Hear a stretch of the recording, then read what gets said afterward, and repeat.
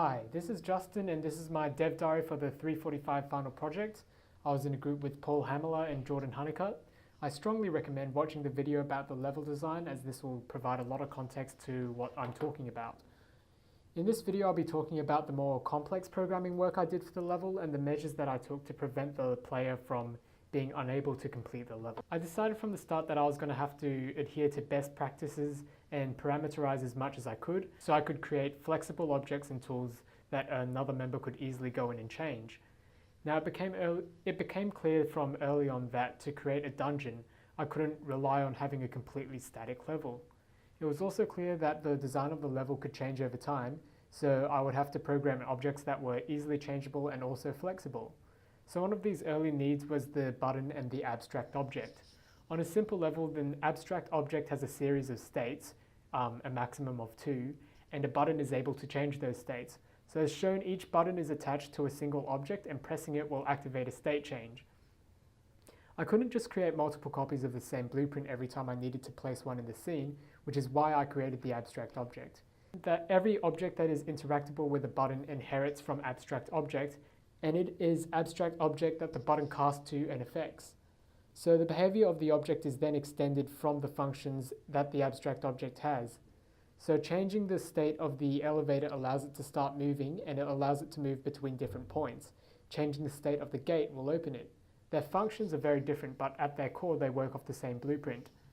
I also had to add the functionality of both of these objects changing the camera when their states were changed, as I found out that it wouldn't be clear to the player if the button did anything or not. These were both added to the child blueprints as there was no guarantee that I'd always need the camera change. I also programmed the obstacles that the player would face in the game. These were the bomb spawners and the boulder spawners. A boulder spawner is essentially a bomb spawner that spawns boulders instead of bombs. They both wait for a set amount of time before spawning their respective projectiles, which are then shot in the direction of the arrow component of the actor. The bomb and the boulder also had to have specific programming attached to them. So the bomb waits for a set amount of time and explodes, and if it touches the player, it explodes earlier and damages the player. The boulder respawns the player at a certain checkpoint and damages them. I didn't want the player to be able to push past the boulder, especially since it was a light physics object. I made frequent use of volumes and respawn points. As the player character has no fall damage, I instead relied on these collision boxes called respawn volumes to teleport them to a certain place if they collided with them. These are in places like before the boulder spawner, underneath the level in case the player falls off the edge of it, and the first gap that the player has to cross to make sure that they don't go to the basement earlier than they should. These also prevent the player from sequence breaking. They each have an actor called a dummy location attached to them, which is the point that the player respawns. Again, I wanted to hard code as little as possible to make my job and my teammates' jobs easier.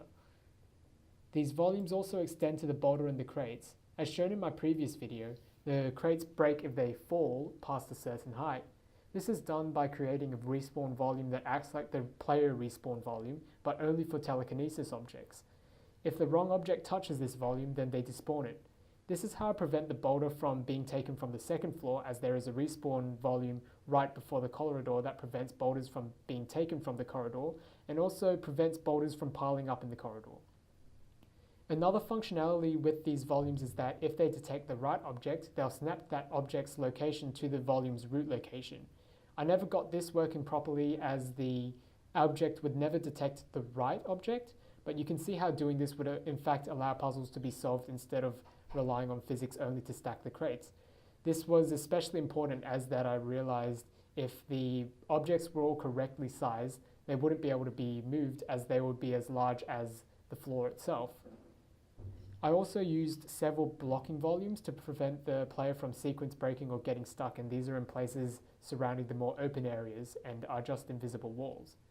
So that was an explanation of the main work that I did on the programming side, in which I created blueprints that were flexible and prevented the player from backing themselves into a corner.